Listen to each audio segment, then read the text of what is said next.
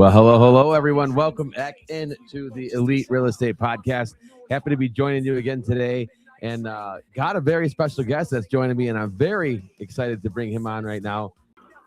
Mr. John Kitchens, how are you, my friend? Look, I saw drink right there, caught me sneaking in a little cup of coffee there. Yes, sir. How are you, brother? Oh man, I am so good. If I was any better, I'd be you. Hey, we were joking earlier this week, right? I think the only thing that would be better is if maybe we were sitting somewhere with shorts and flip-flops on versus walking out into the snow. Yeah, since you're in the Pittsburgh area, I'm in the Metro Detroit area. Like, everybody sees we both have hoodies on today. So yeah. Tells you where we're at temperature wise. It's like which hood am I putting on today? Oh man, super glad to have you in though, and being able to share some information and go from there. And we were just chatting. It's a very interesting topic, and I've been teaching this and talking about this a lot, about the boring, right? And the boring and the mundane, but the boring is what makes you money. Yeah. Yeah. It is. It's the process. And I mean, it's like kind of what, we were talking about before we went live, talking about, like Saban's lunchtime ritual, right? Where one of the less things you gotta think about, but there's so many, obviously college football. I'm definitely, a homer as it comes to Oklahoma, Oklahoma, especially Oklahoma football, Sooner football. And, I look at kind of the pro level, and my aunt at a kind of got a hold of me early, and turned me into a San Francisco Giants baseball fan and a San Francisco 49er fan. So for me, even on the pro level, obviously growing up being a 49er fan, but as I've gotten older and more so really, if I'm going to root for anybody, I'm rooting for the Sooners, right? So obviously, they quarterbacks all throughout the NFL. So watching them, pulling for them, you got, great, skills players. And so paying attention. So for me, and it was funny, Jimmy, I was kind of curious, man. I haven't been asked to play fantasy football the last 2 years, but the last year I played fantasy football, every league I was in, I won every league, and I got clowned because my draft, I just drafted all Sooners. Right. And they're like, what are you doing? Like, they're just laughing at me, and I end up winning both leagues. But like, even for that is just kind of go where, I'm going to enjoy, right? Like I kind of know the players, watching them grow up, especially in college. So just kind of follow and root for them in their career. But yeah, I remember, like, definitely wasn't a Tom Brady fan, but later in his career, you just couldn't help but admire greatness. And so it leads me back to kind of the whole Saban conversation. And like, I don't care what you think about Alabama football. I don't care what you think about Saban, but like, study greatness. And one of my favorite judgment of leadership is like, I can pay attention to you and kind of see what you're doing from a leadership perspective. But the real measurement in my mind of leadership is how many leaders have you created? And you look at, like, what was the final four teams of college? All four coaches were on Saban's staff at one point. Yeah, all four. And how many that were in the entire playoffs, how many of them come from Saban's staff at one point? And to me, like, you can't ignore that, right? You can't ignore that level of greatness. I mean, Alabama football, Nick Saban changed college football forever. And like, when you see the greats, you see the Tom Bradys, you see the Joe Montanas, you see the Jerry Rices, and you're like, man, what makes these guys so great? And it's not how they show up on Sunday. It's what they do Monday through Saturday that is to be admired. And you get into like watching Saban, like, I don't care what you do on Saturday. Yeah, you can watch it, but the real lessons are taught Sunday through Friday. Yeah. What are they doing there? What's going on? And it's what's his name? Diary of a CEO podcast host, Steve. His name's slipping me, but one of his values that I absolutely love, and maybe it's my, C personality in the disc, is sweat the small stuff, right? The details matter. And when you start to look at that and understand what that means, you move into kind of an area of life and business to where I believe is going to become more and more important deeper into the future that we go with AI, as we move into more of, I don't know if it's more experience type of culture and economy, but as we start to see people gravitating back into the tribe mentality, because it's so hard to trust what you're consuming and seeing online, right? Like, what narrative is being pushed? Is this real? Is this AI? What's the intent behind this? And to me, to get to the truth is get into the one-on-one conversations, like being able to connect with me and you just like this, and really spend time and have meaningful conversations. I mean, there's a reason Joe Rogan's podcast, the #1 podcast on the planet, not US, but on the planet, is, and it's like, it's never going to work. 2.5 to 3 hour plus conversations. Are you kidding me? Who's ever going to listen to that? Well, millions and millions of people listen to that. And it's almost like a lost art form, the ability to sit down and have a deep, meaningful, real conversation with another human being. And I just feel that like a lot of the direction and where things are going. And so that leads me into kind of, the books that are really going to help entrepreneurs and business-minded people, and people, trying to drive their community and lead within the community, lead at their church, lead at home. And it's really, we're coming into the unreasonable hospitality type of run. Yeah. Books like Giftology, with intentional gifting that's personally relevant. How do you go about creating raving fans? The foundation that Jack Mitchell talks about in Hug Your Customer. Like, if I was going to say, what do you want to build, that's going to have connection and meaning? I mean, go gobble up those books and see what type of culture and direction and company and business you can build around unreasonable hospitality, around giftology, around creating raving fans, around hugging your customer.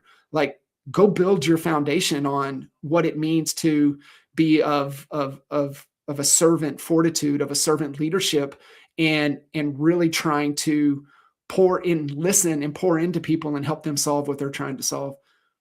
Yeah. Yeah.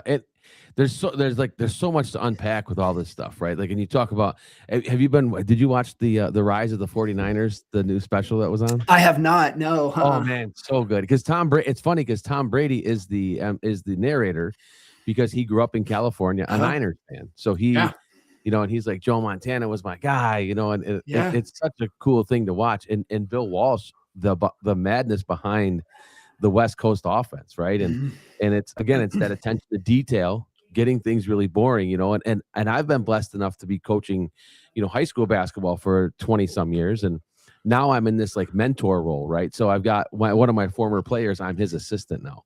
And it's been a real cool story, but I'm always nitpicking him, and to some of the small things of the board, right? That when you're drawing your plays, draw them in the direction we're actually going.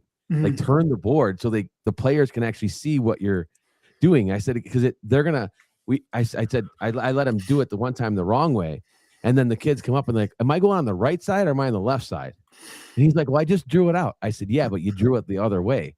So they got confused. They didn't know which way to go. I go, you got to turn that board the other way, man. I go, we're dealing with like, with 15, 16, 17-year-olds, man. Like, they're young.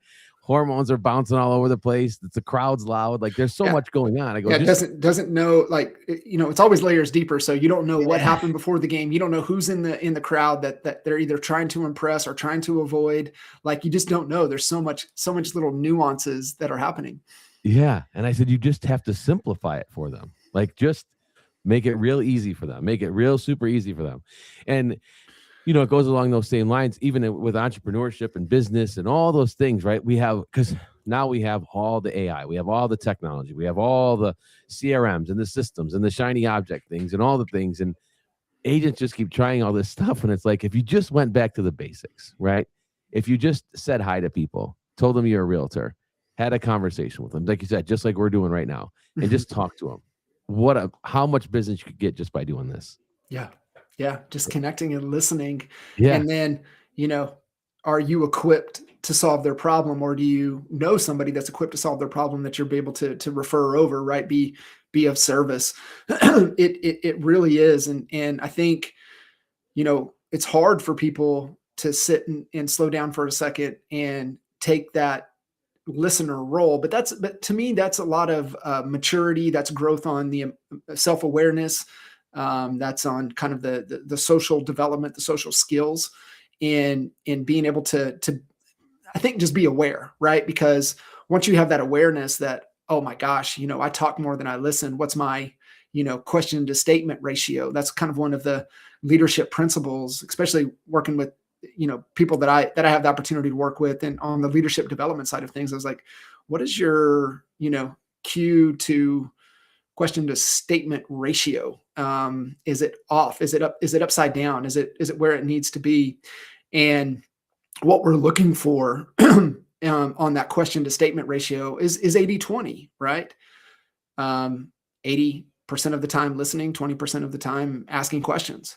And Hermosi shared something from Layla today in their newsletter, but it was like her top 5 book recommendations that kind of formed her into the CEO that she is. And one of the book recommendations, I forget what it was, but it was along those lines, right? And one of our mentors, Jay Abraham, would always push on us. He's like, you want to be interesting, you have to be interested. The more interested you are, the more interesting you are. And so it was just always a kind of a great reminder. But obviously leadership 101, lead by example. But when it comes down to, the nuances, being able to connect with another human, make them feel like they're the only person, and just ask really genuine, authentic questions and just listen. And I think that's like one of the most important things, and kind of leads back into these type of conversations. And, I've tried, kind of scripted, running off some questions, kind of having some structure, but man, over the last couple of years, I've just gravitated to, I don't know, let's have a jumping point. Let's jump in right here in this, see where it goes, which is just a natural conversation. And I think that's for me, selfishly, that's what I'm more interested in than something that's scripted with questions and I'm trying to get a soundbite, or I'm trying to get, a certain response or a certain answer. And I'm like, I don't enjoy that. So I'm not going to spend my time messing with that. Yeah. Yeah. And the art of the conversation is just asking more questions, right? Like that's, we talk about negotiation, right? Or if we're talking to clients, if we're trying to get someone to move on something, why ask them the questions, start asking more questions, let them talk. Because what's one thing people like doing more than anything is talking about themselves, right? And no one admits that. No one says, "Oh, I love talking about myself." That's everybody's favorite topic. That's everybody's favorite topic, right? Yeah. And so again, it just goes back into asking those questions. And then I've been a big proponent of letting the awkward silence take over, because somebody feels like they need to fill it. Yeah. And clients will just start giving you more information. Agents will, if you're in a negotiation, will start giving you more information, even if they don't really want to, but that they feel like they have to do something because it's quiet. Yeah, it is. There's little nuances in there, adopting, some of the NLP, but obviously the negotiation skill set, the communication skill set, the conflict resolution skill set. I mean, those are all really critical skill sets that we have to continuously develop. It's not like a one and done. So there's got to be, in being intentional with those type of skills to be able to continuously develop them. And listen, I mean, it's one of those things, right? Like you never arrive, you never is enough. You can always continue to dive deeper and learn more. And that goes back to kind of what we were talking about in the beginning. And, even referencing back to Saban, is just, you have to just fall in love with the process. Last year we kind of a little last minute getaway to one of our favorite little spots down in Key West, and we were there over the weekend. And Leanne wanted to go to church on Sunday. So I mean, if you've been to Key West, church and Key West, usually you don't put those two together. And so it was quite the adventure. And we navigated through town and ended up, coming to this church, and it was super sketchy, which is off the beaten path in Key West. It's going to be kind of sketchy. And we kind of walked, and we were standing across the street, and there was a homeowner out watering the flowers, doing something on his front porch. And he said, "Are you guys looking for the church?" And we're like, "Yeah." He goes, "Well, that's it. You found it." And Leanne goes, "Well, is it safe?" And he started laughing, and he said, "Yeah, it is. They, that the church had been run down, and, all the way to had a hole in the roof, and was just really dilapidated and really run down. And, the city was going to do something about it. And these people came in and, refurbished the church, and, got it up to a pretty nice standard. And so we went in, which was not knowing what to expect. And it was interesting. It aligned right with Key West. And, Leanne loves the music and the songs and things about it. But I love hearing the message, right? Like what is the message? And let me hear the stories. That's where I kind of lean in. And, that day was, the preacher started talking about blind athletes was kind of the message that he was talking about, and started rifling off, the Paralympic gold medalists that either hard of seeing or completely blind, legally blind in the competition and doing things, but started talking about skiing and blind skiing, and even more crazy, downhill blind skiing. And like, you just don't even think about that. But the way that is possible to happen is that the skiers have a guide. And when you are attached to the guide, you don't question what the guide says. If the guide says, "Hey, cut here. Hey, turn here, lean in here. Hey, let's slow down here. Hey, let's speed up here." Whatever the guide is commanding, you don't guess. You don't second guess. You don't be like, "Nah, I think you're off. Nah, I'm not going to do that." Right. You're like, right. You really listen in, and you almost really kind of obey the command, if you will, of kind of what the move is. Where do you go? What are you doing? What are you leaning? And the message really, Jimmy, was, not only do you have to trust the guide, trust the process, but more importantly, you have to have faith in the process. Blind faith in the process was the message. And man, that really resonated when we get into this concept with our team and with clients. And it's like, are you imitating or are you innovating right now? And especially a lot of agents getting into this business, they immediately want to start innovating. They haven't imitated anything yet. They don't know nothing. And it's like, why are you trying to reinvent this wheel when there are proven practices and proven to be able to thrive in this industry in the toughest conditions, in the toughest markets, yet you can't even imitate what success is because you want to innovate from the jump. Right. And so I'm all about innovation. I'm always about process improvement. I'm always like, if there's a better, faster, easier, cheaper way, let's go about it. But Jimmy, foundation is foundation. There are principles, there are laws, there are rules to this game that if you violate, it's going to set you back. And so it's like, guys, man, imitate until you get the exact result from what you're imitating, and then innovate on top of that.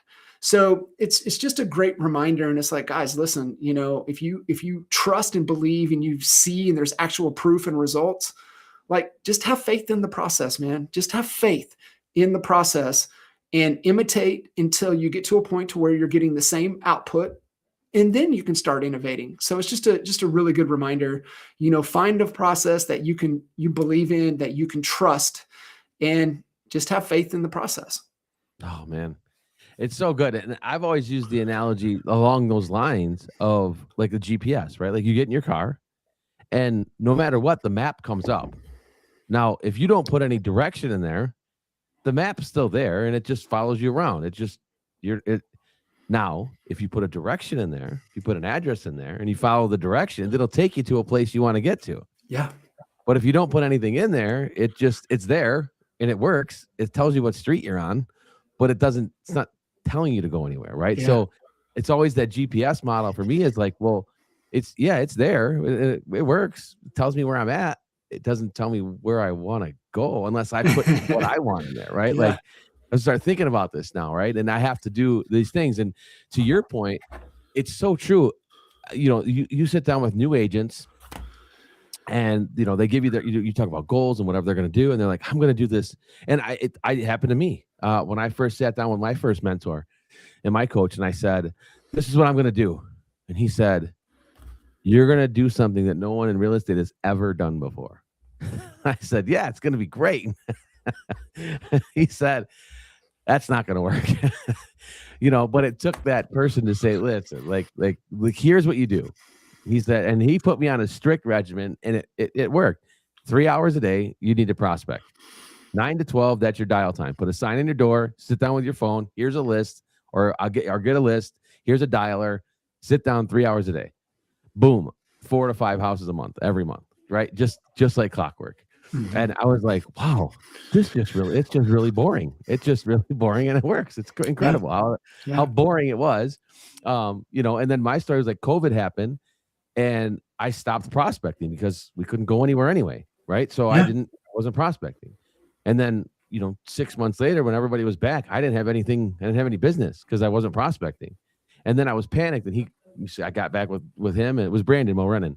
And Brandon said, Jimmy, just go back to what you were doing. Like, go back to, and I did. And then all of a sudden, 1, 2, 3, 4. Imagine that. It just started happening again. Imagine that. Darn it. Yeah. But, as a coach, you can attest to this too. And I'll let you go. But like we don't do this stuff because we've never done it. We do this because we've screwed up a lot. Yeah. Yeah, and I think even from a coaching dynamic in a coaching angle, just because you maybe haven't done it to the level doesn't mean that you can't be of a better guide in a better coach than you were maybe an actual player. You start looking. Like Saban, right? You look at Belichick, right? Like, the greatest of the greats, but where would you put their playing career as it is against their coaching career? And so some people are just great leaders and great leaders amongst men and being able to get people bought in to a philosophy, bought into a way. One of the lessons from kind of learned this, and it's happened to me personally, but also with clients I've coached in the past, and along the same line. So one of our mentors was Clayton Mask, the founder, CEO of Infusionsoft. Now I don't even know where they're at with things anymore, but we were working with Clay as Infusionsoft was on the rise, and then obviously then ClickFunnels, Brunson, started, disrupting a lot of, the tech side of things, and like taking what's work and just making it better, making it easier, making it simpler. And so Clay, we would had the opportunity to be in his type mastermind. There were only 5 or 6 companies, and you would fly out to Infusionsoft headquarters in Arizona 2 to 3 times a year. And Clay was telling us one of the stories that they grew the company. They took first round of money, Goldman Sachs money, and $30 million company. And he was like, okay, well, I got to go work with somebody that's $100 million company for me to be able to get my company to the next level. And he was searching, seeking, and kind of on that path. And, I remember him telling the story, talking about, he was miserable. He was just absolutely miserable. And, just having conversations with his wife, and, she's just asking questions, what's changed, what's different. And he's like, the one thing that I know that's different is I'm not working with Steve, his coach, anymore. And he goes, I got to go back to Steve. He goes, I got to go back to him. And Steve is, you write a check at the beginning of the year for 6 figures. Mm-hmm. That's your coaching for the year, and you pay for it. And oh, by the way, to get coached by him, you have to go to his house in Arizona. And he's only got 10 to 12 clients. And so for you to have your coaching session, you can't do it like this. You got to get to Arizona, and you got to sit in his studio there at his house and go through the coaching. But that's what Clayt was missing. Clayt was missing that level of connectiveness and in real coaching as a human being and a leader. And who do I have to become to be the best version of me? And his coach is incredible. We had had the opportunity to have him sit in on quite a few of our sessions during that time. And it just reminded me of clients that have left me in the past. I've been doing the one-on-one coaching since February of 2012 was my first actual paid coaching client. And during that time, I've had people come and go because they think that they need somebody else to take them to the next level. And I just smile when they come back, and I'm like, sometimes you just got to go touch the hot stove yourself to really find. But when we find coaches, we find people that we can really connect with, people that are going to push us, that are going to hold us accountable, that are going to call us. The biggest thing is call us out on our BS, right? Call us out on our stories. And, we all have great stories that we tell ourselves. And sometimes, as far-fetched as it is, man, we're really convincing for ourselves. And so being able to have somebody that can tell us what we need to hear, show up the mirror, I think is absolutely the most critical, the most important. And everybody has a different style, right? To be able to connect. I've had my endurance coach now for 7-8 years. I think I've been working with her. She just knows. Like she says, I don't question when she says, hey, this is the game plan. This is what we're going to do. Cool. I don't question her. I just go execute. And, my coach Matt, that I've been working with now for almost 4 years, 5 years now. Wow. 5 years been working with Matt. And, there's just that, checking in, that connecting holds me accountable. And I know the standard that he has. And so it kind of forces me to show up to be the best version of myself. And then, of course, surrounding yourself with, that tight circle around you that's gonna cheer you up, but also going to put you in check when you get out of line, and also call you out on your BS. Those are the people that you want in your life. That's who you have to surround yourself. And it's like, listen, we all need great coaches and great leaders in our lives. And it's so important how we strategically place those people. Yeah, it's very important. We spoke about Tom Brady earlier. Like Tom Brady, when he was playing, had 7 coaches, right? Yeah. He had, all for different things, right? He had a nutrition coach, he had a throwing coach, he had a footwork coach, he had a mental coach, he had, at one time he had at his peak, we had 7 different coaches. That's on top of the New England Patriots staff, right? That was it was 7 he had on top of Bill Belichick, right? Mm-hmm. Like, so Bill Belichick, who we can arguably say is probably one of the best coaches of all time. And Brady, who is his quarterback, went and got 7 other people to help him become Tom Brady, right? Yeah. And for people that don't know, you said you have an endurance coach. Yeah. Why do you have an endurance coach? That's a good question. Glutton for punishment, I guess. No, it's I've been on this endurance kick since 2016, 2017 timeframe. And, the story kind of goes that I was getting ready to turn 40, and it wasn't a midlife crisis thing. Is I really wanted to do something to push myself out of my comfort zone.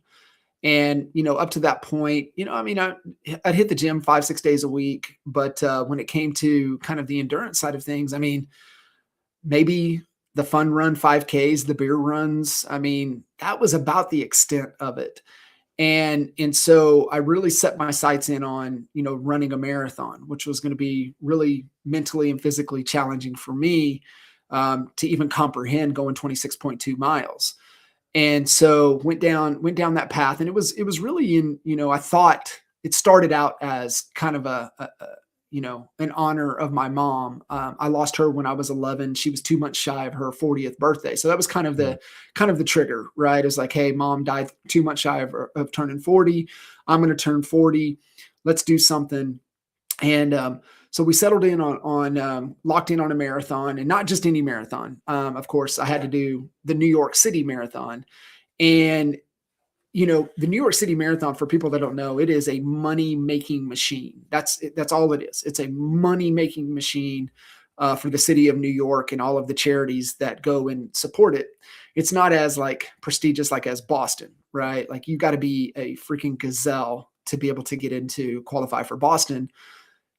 Not so much for New York, right? Residents can kind of get into the lottery to get in, but even us turtles can find a way, right? One of my favorite books is called The Third Door, and the concept of the book of The Third Door, the whole concept is around our life is kind of like a nightclub. And when you look at the new hot nightclub in town, there's 3 entrances to the nightclub. Obviously, there's the front door that everybody's in line for, and you've got the red carpet, you've got the 350 pound 6-7 bodyguards out front. You got the rope to where you can't get in, and the line is wrapped around the building, and the line keeps getting longer and longer and longer. Reality is those people ain't getting in the nightclub.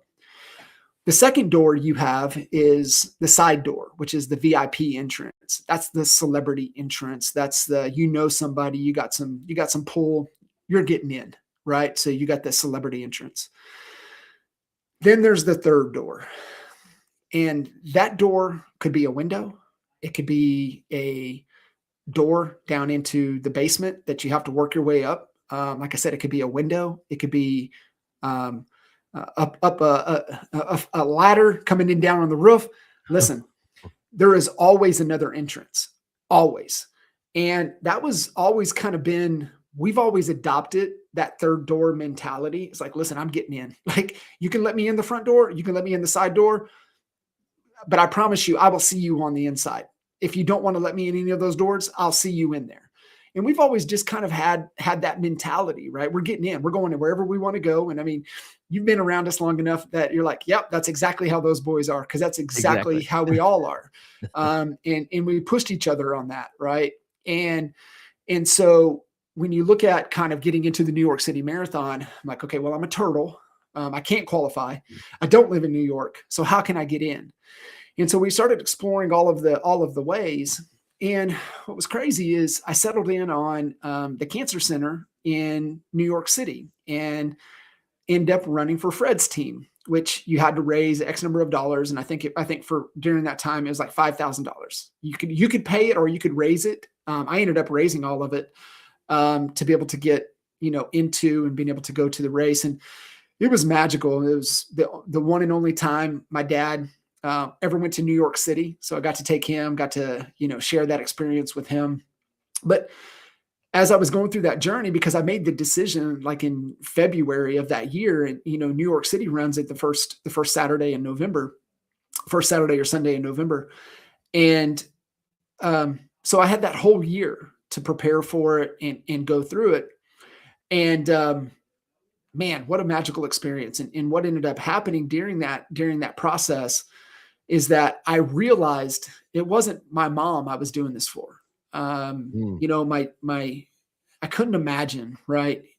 My dad having to lose and bury his best friend. And now he's got two kids, an 11-year-old and a 9-year-old that he's got to raise.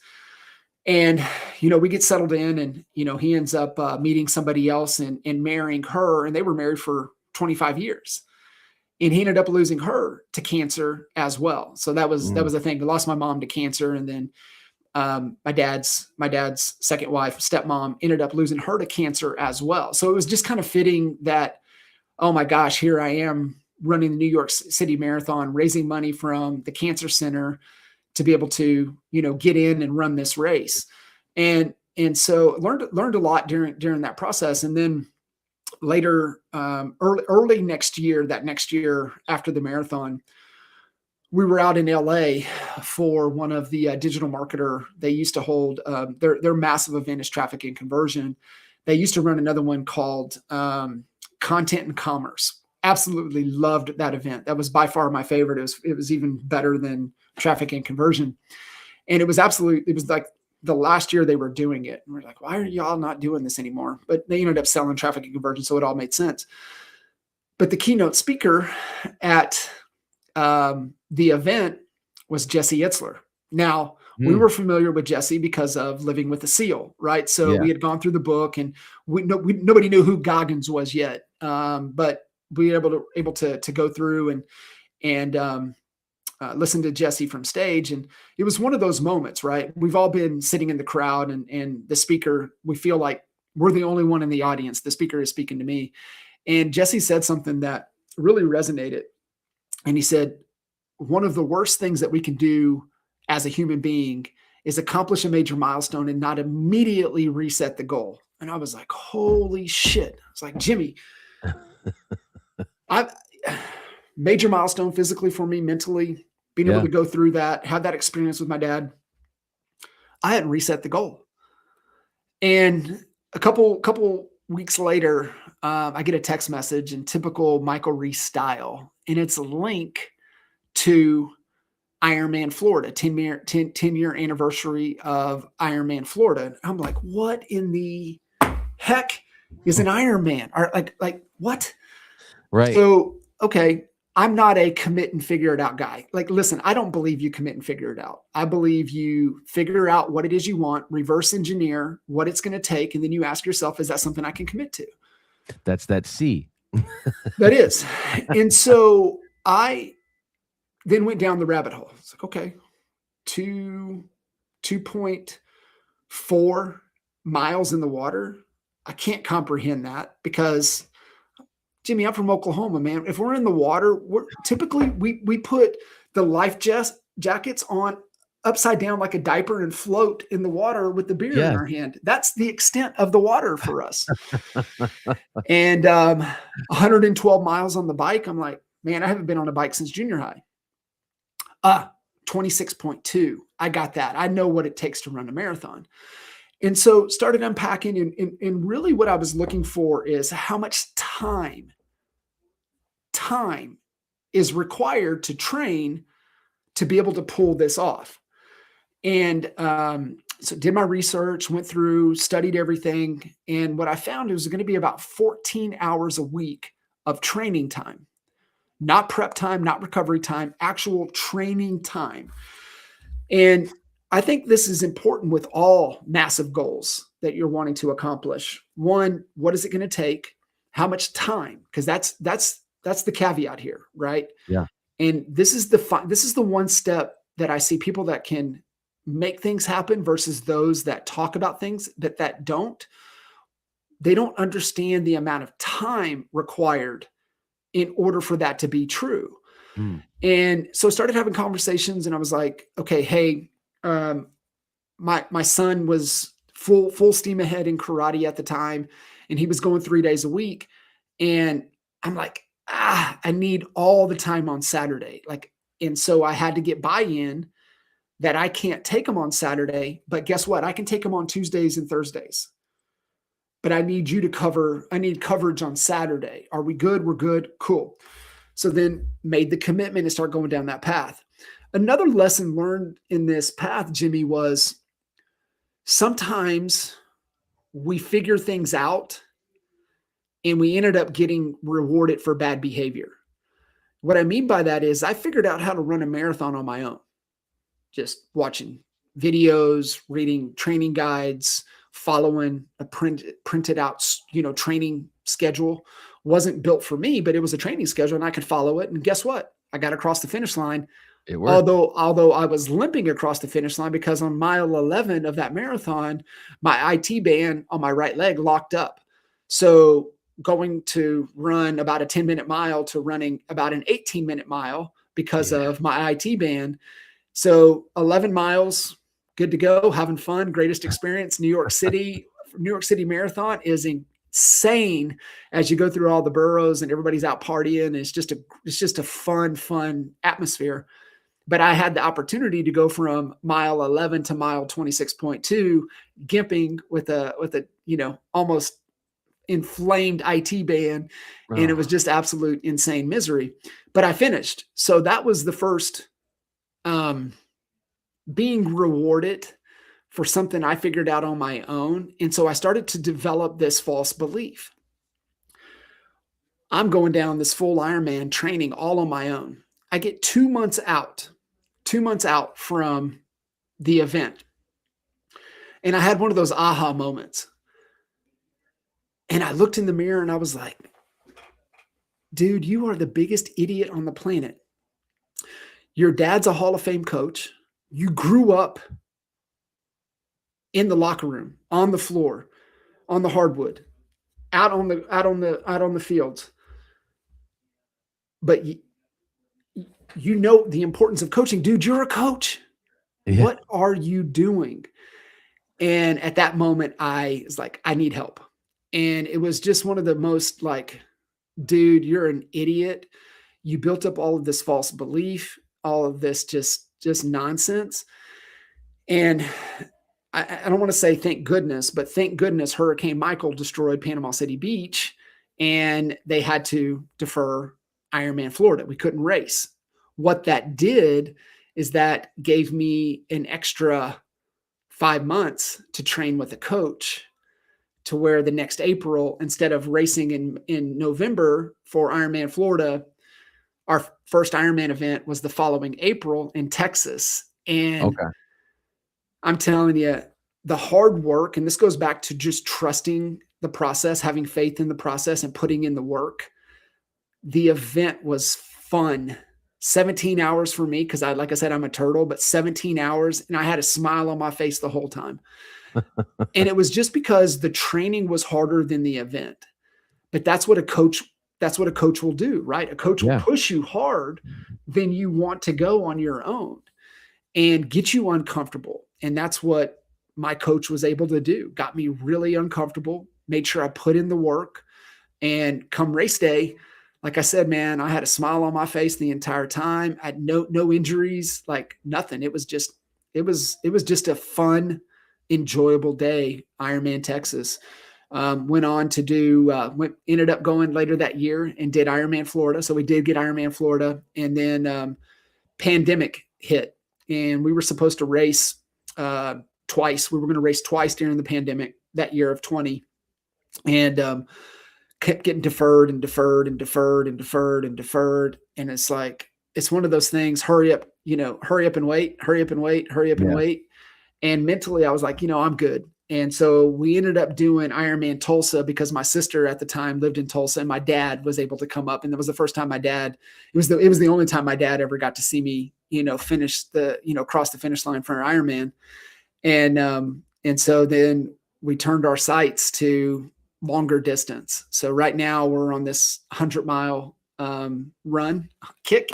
But the reason is that, and this is also the other important lesson, Jimmy, is that you always got to be building for something, right? So the reason we're doing the 100-mile races is because we're trying to build our resume so we can get in and run Badwater. So we're wanting to run Badwater 135, but you got to have a resume. And there's so many applications that come in. Is that how is your resume going to stand out over all of the thousands of people that apply, that they only allow 100 racers on race day? And about 60 of those racers are first timers. 60 to 70 of those racers are first timers. So 5,000 applications, and they're only taking 70. How do you stand out? Well, you better have a lot of the preferred races under your belt. And so that's really where our focus is right now, is getting a lot of the preferred races knocked out, get them on the resume. We know that Badwater's very political, so that you've got to go volunteer or race another Badwater event. to be able to add to the resume, because we figured out that those shuffle to the top faster if you've done other Badwater races. So you just understand the game, but you're doing the activities and the milestones to get to the bigger goal. We're going to get into Badwater. We're going to complete Badwater. Then we're going to listen to Jesse's advice, and then we'll reset the goal at that point. But right now, Badwater 135 is the goal. We'll submit application next January to see if we get in. We didn't apply this year because we know we didn't add the things to the resume in 25 that we're going to add in 26. We'll reapply in 27. If we get in, great. If we don't, we'll keep adding other things to the resume until we do get in. And then once we get in and we complete Badwater, then we'll sit down, and I'll sit down with my coach, and we'll lay out what the next goal is. And I think that's just a better recipe for being able to accomplish things and moving with intent, and moving with structure, and moving with coaches that are going to help you, finish. And these are the two rules my coach had from day one. Listen, we finish and we don't die. I was like, got it. I like both of those rules. I'm not going to die, and yes, I will finish. I can deal with those two rules, right? I can. I hate rules. And listen, Jimmy, I hate rules, but I am following those two rules. Those two are okay. Yeah, those two are okay. Yeah. So what is Badwater? Like this again? So Badwater 135 is kind of one of the signature races. It's not like, I wouldn't say it's like in golf, right? Like, you have, the four majors. I don't think Badwater is one of the majors. You got Western States, Eastern States, you got, a few of the other granddaddies out there, but Badwater is one of the toughest races because you're running through Death Valley with 8,000 to 9,000 feet of elevation change. And you're going 135 miles through Death Valley in July. So it's physically demanding, not only going 135 miles, but dealing with the terrain, dealing with the elevation, dealing with the climate. And so it's a true test, but there's a lot harder races, I believe, out there, but this is just one, like, certain golfers, want to win certain events. I'm not looking to win. I'm just looking to get in and not die and get across the finish line. Not die, get across the finish line. That's right. We're going to make you a t-shirt that says not die, get across the finish line. That's it. Yeah. Yeah. That is that is great. Coach would love that shirt. But man, it's so incredible. And so many things that you said there, right, it goes back to it always comes back to what we had talked about before, right? It's like getting back to the boring, right? Because the training is hard, right? And you're adding to this every day, but it's pretty much the same training, right? I mean, you got so many miles to run, you've got so many hours to do, right? It's like what Mickey told Rocky, right? If you're gonna fight for 13 rounds, you got to train for 13,000 hours, it's like that's the thing that people miss out on, I think, when you set, because goals sound great, right? Because I set a goal when I first got into real estate, and my coach was like, don't do that, right? Because again, finish the race and don't die. Yeah, that's it. He's like, and you're one of those, and something's going to happen there. So it's, again, then how can I figure out what I'm doing? And again, it's by leaning on somebody, finding a coach that can help you do the things that you want to do, right? To get you to the places you want to get to. And look, and we're coaches, and we sometimes fight that, right? Mm-hmm. We're like, I got it, right? I've got it figured out. And it's like, I don't have it figured out. I need somebody to help me get through this. And even though that's just human nature, to say, I've got this, and we want to be the ones that do it and say we finished it, but it doesn't mean you don't need help along the way. Right. It's okay to get help along the way. Asking for help is a superpower. That's what I always, tell, especially you and I working with a lot of, alpha D driving type personalities, and like, they don't want to slow down and look, but the ones that can like pause, reflect, really just learn, adapt, make the adjustments that are coachable. Like, are you coachable? That's like one of the biggest traits I've seen in successful team members throughout the years. Like, dude, are you coachable? Like, Are you walking in like with the confidence in your current skill set, but you have so much more capabilities to develop, and you're always looking to push, always looking to learn, always looking to grow. And that was like my number one interview question for anybody and everybody I've hired since 2005 is, what's the last book you read and why did you choose to read it? That's my number one go-to interview question, because my number one value is growth, personal and professional.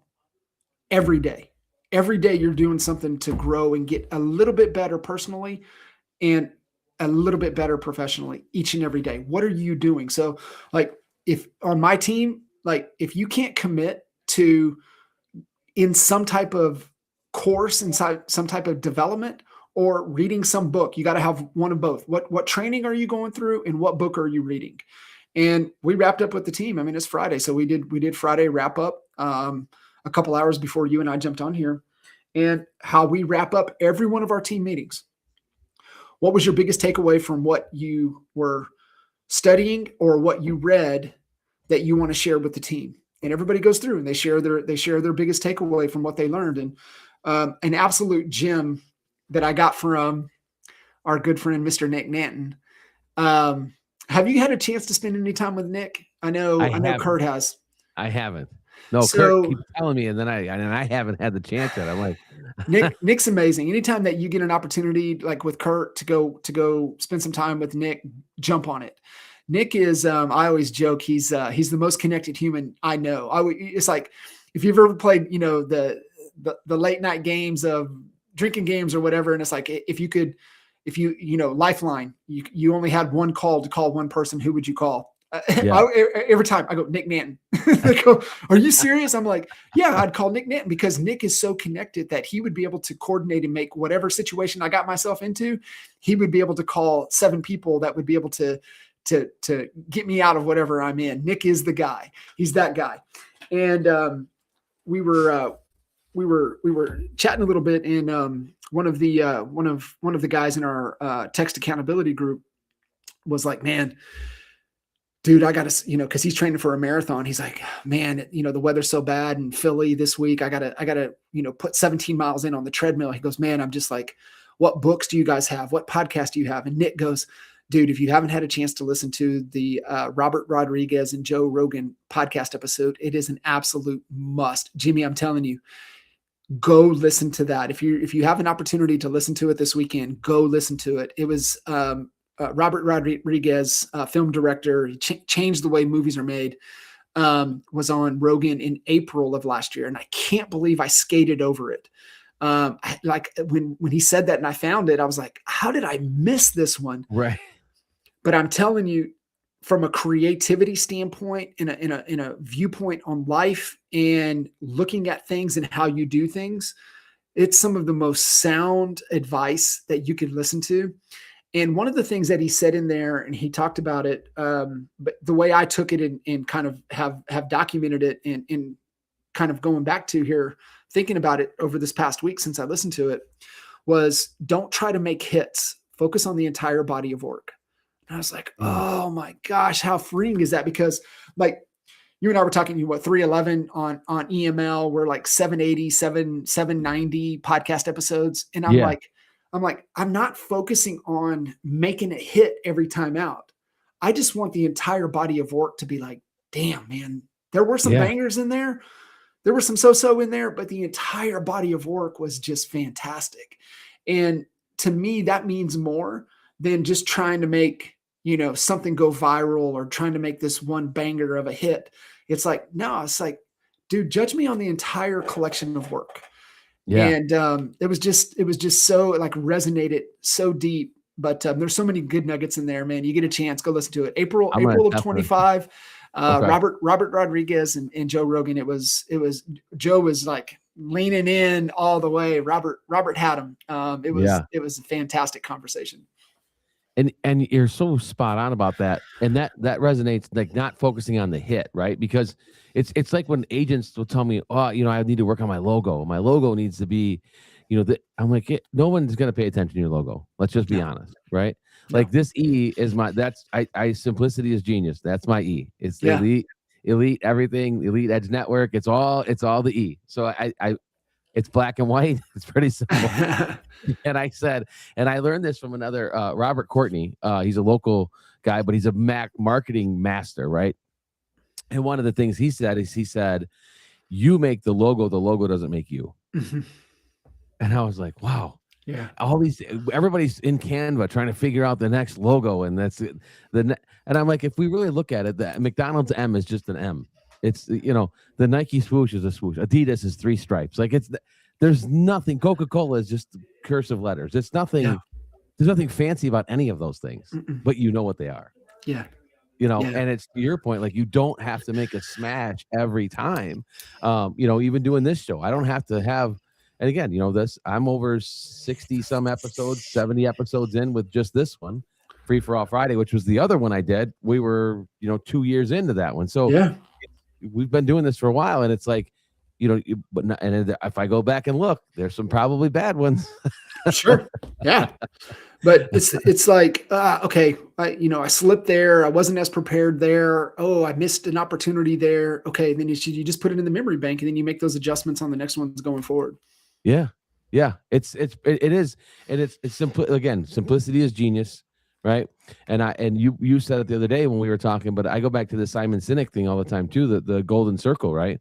Yeah. People don't care what you do. They care why you do it, and if you find that why and that passion, it's going to come out every time. Like you really, you are passionate about what you're doing.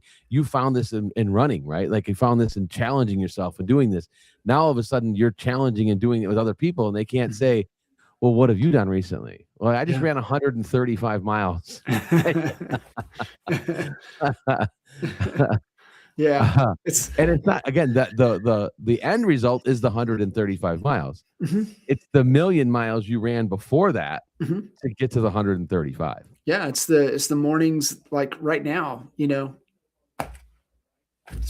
freezing cold, man. Like there ain't no way around it, man. It's just absurdly cold, but you still got to get out of bed in the morning and still get after it. Right. Like if you are committed to accomplishing anything, it's the days that you don't feel like getting out of there. Like that bed is warm and I enjoy who I'm cuddled up next to. The last thing I want to do is get out of that bed when that alarm clock goes off at 5 a.m. But guess what? Like I know in my mind that if I don't, like, not only am I, I'm going to let myself down if I don't, get up and do what I say I'm going to do and push.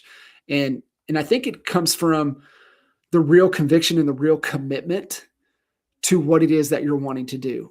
You're not going to get out of bed at 5 a.m. in the morning when it's, negative outside to go get after it if you're just interested in running. Bare minimum entry level is committed. And I believe when you find the right thing to commit to, that's where the obsession comes. Yeah, you're right. And again, it's that passion that you have to find sometimes with real estate and being an entrepreneur. It's are you welcoming to that challenge every day? Are you welcoming to, I have to go hunt for business today. I have to go find more business today. Are you open for that? And being real with yourself. And one of the things too that we talked about earlier too, we talked about like how we talk to ourselves matters too. And what we say to ourselves matters, because if we say stuff to ourselves so bad, like if you would never say to someone else how you talk to yourself. Yeah. Well, I mean, that's another thing, go back to just because it's so fresh and it was so good. Robert Rodriguez was talking about that with Rogan. He's like, be careful of the label that you give yourself. And so, what language, what are you striving to be the best at, right? Like what's important to you? And that was really the message, was like, give yourself the label of what you want to be. And that's where he's like, I'm a great director. I'm a great writer. I'm a great, all of the aspects, because he did every job when he was making his movies. I mean, he made a couple of his like massive hits on $5,000 to $7,000 budget, making a $5,000 to $7,000 movie that was like an absolute, like, oh my goodness, how good is this? And so like, give that label that I am, right? Like, I am a world-class business coach. I am a loving and supportive husband. I am a loving and caring father and stepfather. I am an athlete. I am an honest and kind friend. I am a world-class leader. I am a man of faith, right? It's like, what label do you want to be? Give yourself that label, because that's the language. And you know this, Jimmy, right? What we say, we hear, and what we hear plays in the background of our mind. And it's either going to be a story that serves us, or it's going to be a BS story. And if we don't have great people around us and great coaches around us, they call us out on those BS stories. That's why we got to have them. And so it was really so good, man. And I can't recommend it enough. I think you'll love it. You'll get a ton of nuggets out of it. Yeah, I'm going to cue that one up this weekend for sure. Yeah, it honestly, with Nick, and once you get to know Nick,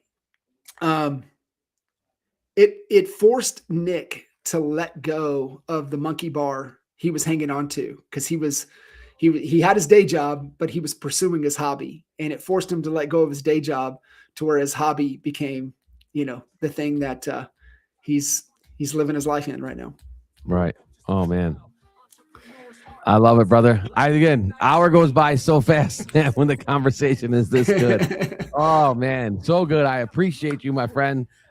We got to get together face to face at some point and, yes, sir. and get some things together, but would love to have you in Detroit at some point, or maybe I'll head over to Pittsburgh. We'll see. Come on over. Love to have you. Well, thanks for joining me, my friend. I appreciate the time more than you know, and then we will talk to you soon. I will talk to you guys all soon. Thank you so much. Thank you.